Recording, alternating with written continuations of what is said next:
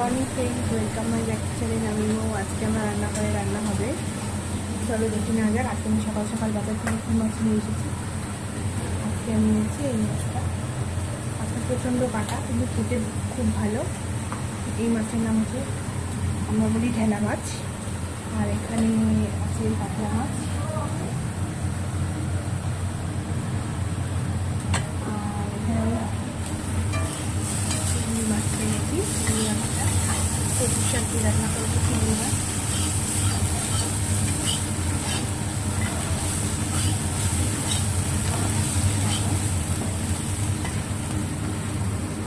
Hello friends, আজ বলা হয়নি, আমার হাজব্যান্ড বাইরে থাকে যেহেতু, তো ও ছুটিতে বাড়ি রেখেছে। ও কচু শাক খেতে ভালোবাসে, তাই আমি ওর জন্য কচু শাক রান্না করছি।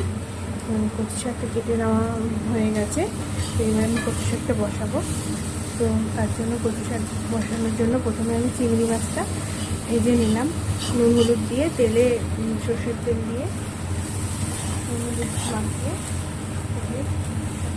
ভেজে চিংড়ি মাছটা ভেজে তুলে রাখবো।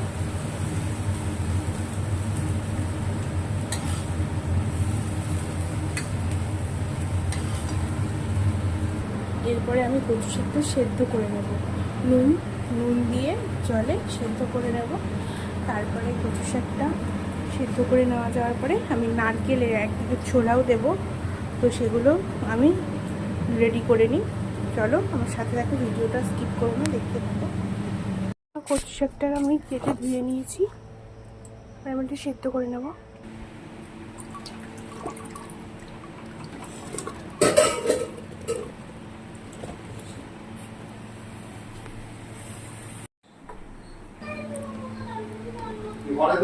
কচু শাকের জন্য তেল দিয়ে দিলাম,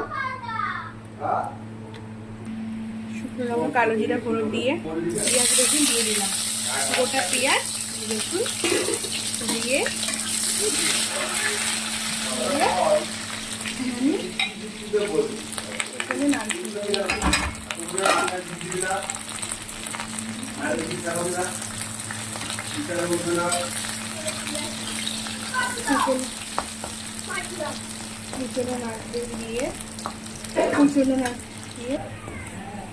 পেঁয়াজটা ভাজা হয়ে যাওয়ার পরে এবার আমি এটা দিয়ে দেবো।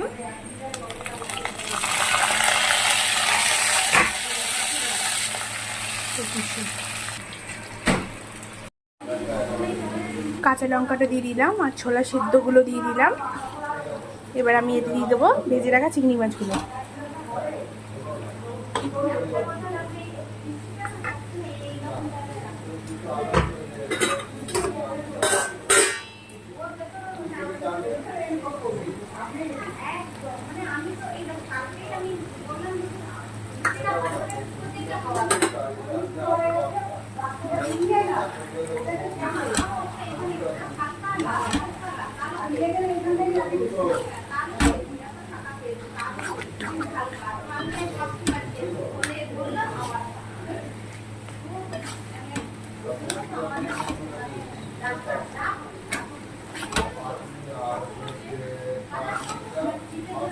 হলুদ দেবো,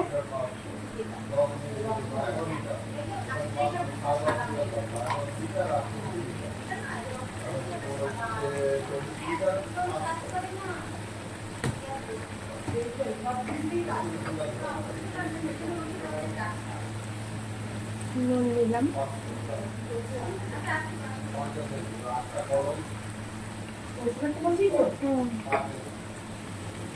দেখো সিদ্ধ হয়ে গেছে। নুন দেওয়াতে জল বেরিয়ে গেছে। হাত দিয়ে বেরো না, জল শুকাতে দাও। চিপেছিল চেপনি তুমি, হ্যাঁ এত জল চিপে দিয়েছিলে, এত জল। চিনিটা বেশ খানিকটা দেবো, কারণ কচু শাকে একটু মিষ্টি মিষ্টি ভালো লাগে।